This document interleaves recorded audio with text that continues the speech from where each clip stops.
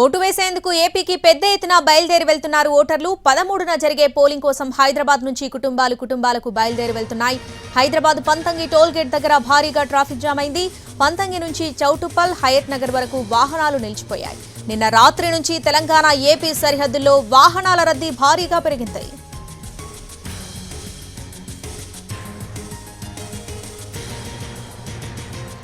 పూర్తి అప్డేట్స్ మా ప్రతినిధి విజయ్ భాస్కర్ లైవ్ లో అందిస్తారు. విజయ్ భాస్కర్.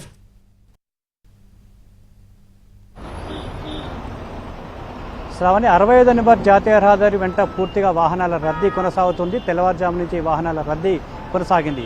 13వ తేదీన పోలింగ్ ఉంది. రెండు తెలుగు రాష్ట్రాల ప్రజలు ఓటు హక్కు వినియోగించుకోవడానికి బయలుదేరిన నేపథ్యంలోనే ఈ రద్దీ మొదలైంది. నిన్న సాయంత్రం వాహనాల రద్దీ మొదలైన ఈరోజు మాత్రం భారీగా వాహనాలన్నీ కూడా తరలి వస్తున్న పరిస్థితి ఉంది.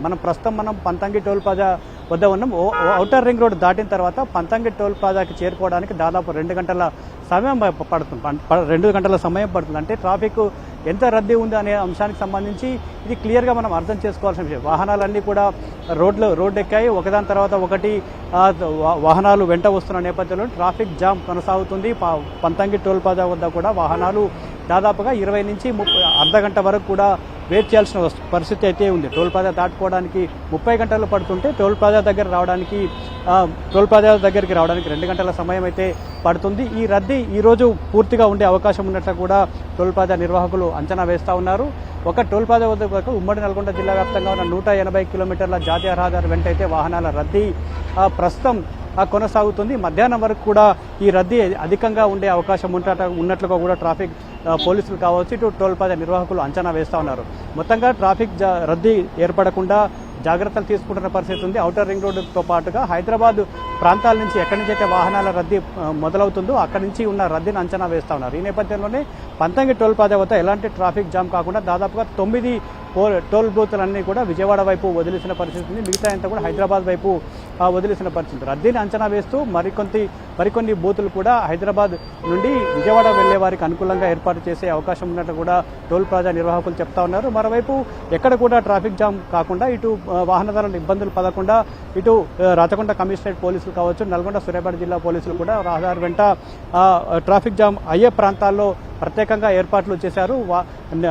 పెట్రోలింగ్ కూడా కొనసాగుతున్న పరిస్థితి ఉంది. ఎవరు కూడా ట్రాఫిక్ రూల్స్ వైలేట్ చేయొద్దు అనేది పోలీసులు స్పష్టంగా చెప్తున్న పరిస్థితి. మరోవైపు గత కొద్ది రోజులుగా గరిష్ట ఉష్ణోగ్రతలు నమోదవుతుండటంతో తమ స్వస్థలాలకు పూర్తి స్థాయిలో ఉష్ణోగ్రతలు మధ్యాహ్నం లోపే చేరుకోవాలన్న ఒక సంకల్పంతో వీళ్ళంతా కూడా వాహనాలన్నీ కూడా బయలుదేరిన నేపథ్యంలో వాహనాలు ఈ ఉదయం నుంచి వాహనాల రద్దీ ప్రారంభమైంది. ఈ రద్దీ మధ్యాహ్నం వరకు కూడా భారీగా ఉండే అవకాశం ఉంటుందని కూడా చెప్తా ఉన్నాయి. నిన్న సాయంత్రమే రద్దీ ప్రారంభమైనప్పటికీ కూడా ఈ రోజు నుంచి వరుసగా సెలవు రోజులు కూడా కావడంతో వాహనదారులంతా కూడా రోడ్లపైకి వచ్చిన పరిస్థితి ఉంది. మరోవైపు ఎక్కడ కూడా అంటే ఎక్కడెక్కడైతే 65 నెంబర్ జాతీయ రహదారి వెంట ట్రాఫిక్ జామ్ అయ్యే అవకాశం ఉంటుందో, రోడ్డు ప్రమాదాలు జరిగే అవకాశం ఉంటుందో ఆ ప్రాంతాల్లో కూడా పోలీసులు ప్రత్యేకంగా ఏర్పాట్లు చేశారు.